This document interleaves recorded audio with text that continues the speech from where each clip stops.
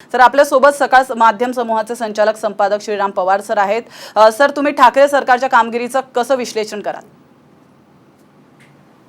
एक एक वर्ष हे काही खूप मोठा काळ नाही आहे आणि कुठलेही सरकार सत्तेवर आल्यानंतर एका वर्षात लगेचच लोक जनमत काही बदलत नाही किंवा एकदम विरोधात जात नाही. यापूर्वी आपण मोदी सरकारच्या संदर्भात सातत्यानं सर्वेक्षणं केली होती, देवेंद्र फडणवीस यांच्या सरकार संदर्भात सातत्यानं सर्वेक्षणं केली होती आणि त्याच्यामध्ये हे कन्सिस्टंटली सगळीकडे दिसलं आहे की पहिल्या 1-2 वर्षामध्ये खूप मोठ्या प्रमाणावर सरकारच्या विरोधात रोष काही तयार होत नाही, कितीही विरोधकांची इच्छा असली तरी. तेच ठाकरे सरकारच्या बाबतीत पण दिसते. जे आपलं सर्वेक्षण केलं ते प्रामुख्यानं ऑनलाईन सर्वेक्षण आहे. हा सर्वेक्षणाचा फॉर्म हा आपण आपल्या सगळ्या वेबसाईटवर उपलब्ध करून दिला होता आणि तिथं ज्यांनी येऊन तो फॉर्म भरला आहे त्यांच्यातून आलेलं हे मत आहे. हा सॅम्पल सर्वे नाही आहे, हे पहिल्यांदा आपण स्पष्ट केलं पाहिजे. कारण सायंटिफिक सॅम्पल सर्वे आणि ऑनलाईन सर्वेक्षण यामध्ये अंतर असतं आणि ते अंतर स्पष्ट असलं पाहिजे, म्हणून हा खुलासा सुरुवातीला केला पाहिजे. पण या सर्वेक्षणातले सगळे प्रश्न आणि त्याची आलेली उत्तर जर पाहिली तर अजूनही लोक ठाकरे सरकारला वेळ द्यायला तयार आहेत असं यातून स्पष्ट दिसते. दुसऱ्या बाजूला एकूणच विरोधकांची जी कामगिरी आहे त्याविषयी लोक काही फार समाधानी नाही आहेत. त्यामुळं या वर्षभरातल्या एकूण कामगिरीवर लोकांचा कल ऑनलाईन सर्वेक्षणातून आला हा या सरकारला अजून वेळ द्यायला पाहिजे आणि या सरकारची आत्तापर्यंतची कामगिरी ही समाधानकारक आहे अशा प्रकारचं शिक्कामोर्तब करणार आहे. याचं एक कारण मला असं वाटतं की मागचं वर्ष हे प्रामुख्यानं कोविडचा जो प्रादुर्भाव झाला त्याच्यामध्ये वाहून गेलेलं वर्ष आहे आणि त्यामध्ये लोकांना आपलं जगणं चालू राहणं याच्यातच समाधान आहे. फार मोठ्या प्रमाणावर काही विकास कामं झाली पाहिजेत किंवा यापेक्षासुद्धा, आणि त्या दृष्टिकोनातून उद्धव ठाकरे सातत्यानं लोकांसमोर येत आहेत, त्यांचे मंत्री लोकांसमोर येत आहेत आणि आपण प्रशासन चालवायचा प्रयत्न करतो आहोत. केंद्र सरकारकडून पुरेशी मदत नसतानाही हे गाडं चालवायचा प्रयत्न करतो आहोत आणि लोकांच्या आरोग्याचा सातत्यानं विचार करतो आहे अशा प्रकारची भूमिका ते घेत आहेत आणि ती भूमिका लोकांना पटते असं या सर्वेक्षणावर दिसते. हे सर्वेक्षणावर जर निष्कर्ष काढायचा असेल तर मला वाटतं की प्रायमरी निष्कर्ष आहे जे कुठेतरी 50% लोक या सरकारपासून संतुष्ट आहे असं म्हणायला हरकत नाही. सर, मुख्यमंत्री उद्धव ठाकरे यांचा कारभार कसा वाटतो असा दुसरा प्रश्न विचारला होता आणि यावर जनतेची काय प्रतिक्रिया होती आपण पाहूयात. तर 42.1% लोकांनी उत्तम म्हटलंय, 21.3% लोकांनी समाधानकारक असल्याचं म्हटलेलं आहे, तर 20% लोकांनी हा कारभार बरा असल्याचं म्हटलेलं आहे आणि 16.6% लोकांनी असमाधानकारक असल्याचं म्हटलं. सर, तसं पाहिलं तर उद्धव ठाकरेंकडे प्रशासनाचा फारसा अनुभव नव्हता, तरी देखील लोकांनी उद्धव ठाकरेंबद्दल समाधान व्यक्त केलंय. उद्धव ठाकरेंचा प्रशासकीय अनुभव तयार होतोय असं म्हणता येईल का? एक तर उद्धव ठाकरेंकडं मुख्यमंत्रीपद येईल असं निवडणुकीच्या काळात कोणालाच वाटत नव्हतं. ठाकरे घराण्यातलं कुणीही मुख्यमंत्री पदावर येईल असं वाटत नव्हतं. असं असताना एका विशिष्ट परिस्थितीत उद्धव ठाकरे मुख्यमंत्रीपदासाठी समोर आले. ते शिवसेनेचे प्रमुख झाले तेव्हाही ते काही फार कर्तृत्व गाजवतील असं विश्लेषकांना कोणाला वाटत नव्हतं. बाळासाहेब ठाकरेंनी ज्या प्रकारचं नेतृत्व शिवसेनेला दिलं त्या तुलनेत अत्यंत सौम्य, मवाळ आणि हे खरंच शिवसेनेसारख्या आक्रमक संघटनेला पुढे घेऊन जातील का असं वाटत होतं.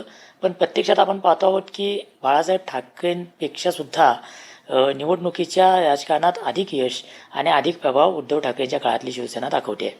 त्याचप्रमाणे उद्धव ठाकरे प्रशासनावर खूप प्रचंड पकड आहे असं मानण्यासारखी परिस्थिती नाही, पण ते निश्चितपणे एक चांगलं काम करायचा प्रयत्न करतात आणि लोकांमध्ये त्यांनी अशी प्रतिमा तयार केलेली आहे की हे नेतृत्व हे कार्यक्षमपणे काम करू इच्छिते, प्रामाणिकपणे काम करू इच्छिते आणि मला वाटते ते सगळ्यात त्यांचं मोठं बलस्थान आहे की त्यांच्याकडून खूप मोठ्या अपेक्षा लोकांच्या मुळातच नव्हत्या.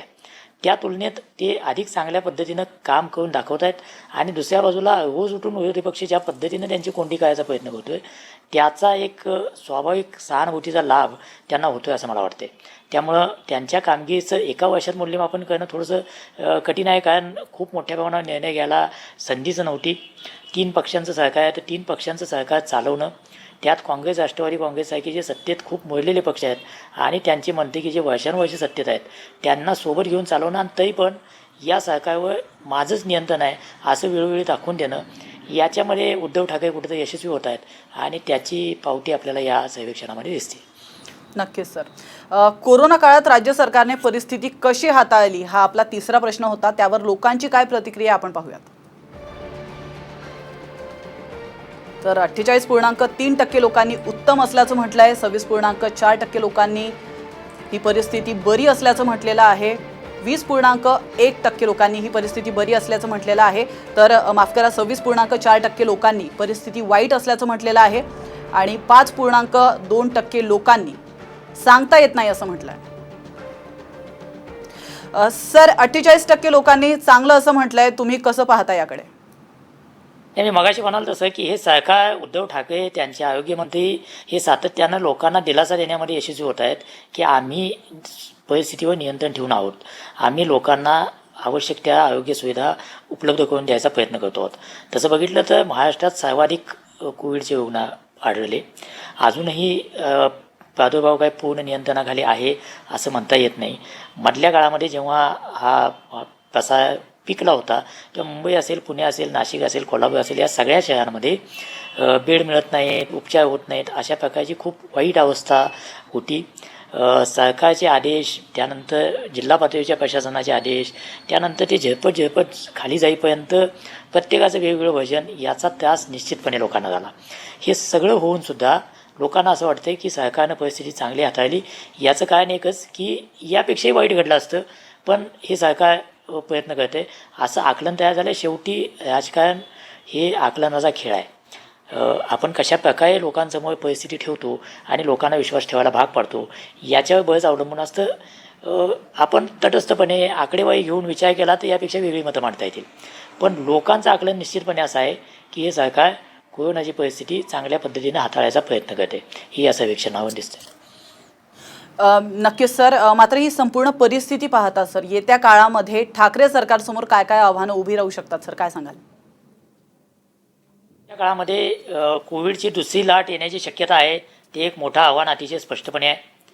मला वाटते त्याच्यापेक्षा सगळ्यात मोठं या सरकारसमोरचं आव्हान आहे ते म्हणजे या सरकारच्या तिजोरीमध्ये खडखडाट आहे. केंद्र सरकारकडून काही खूप मोठ्या प्रमाणावर मदत मिळण्याची शक्यता नाही. केंद्र आणि राज्य सरकारचे संबंध ताणलेले आहेत, त्यामुळे सातत्यानं या सरकारच्या वाटचालीत अडथळे आणायचे प्रयत्न होतील. ते राज्यपालांच्या मार्फत कसं होऊ शकतं हे आपण मागच्या काळामध्ये पाहतो आहोत.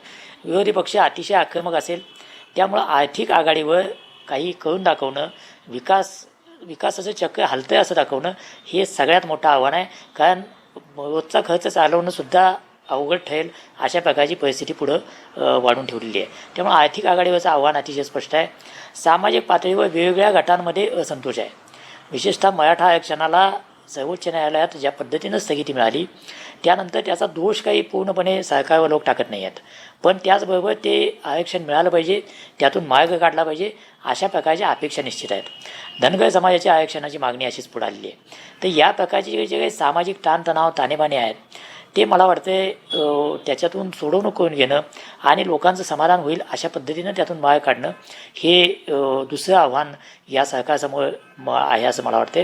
हे आर्थिक पातळीवरचं आव्हान, सामाजिक पातळीवरचं आव्हान हे मुळात पेलली पाहिजेत. आणि त्यानंतर मग अतिशय आक्रमक असा विरोधी पक्ष, प्रत्येक गोष्टीमध्ये तुम्हाला अडवणारा विरोधी पक्ष, त्याचं आव्हान आहे.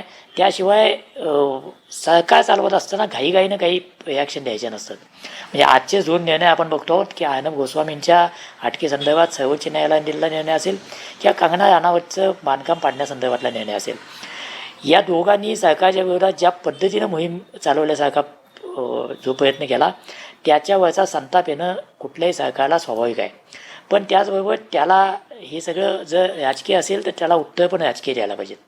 आणि ती न देता जर त्या काय म्हणता येईल की सापळ्यात अडकत निघालं सरकार तर स्वाभाविकपणे सरकारच्या वर ताशे येणं, सरकारचं तोंड फुटणं हे स्वाभाविक आहे.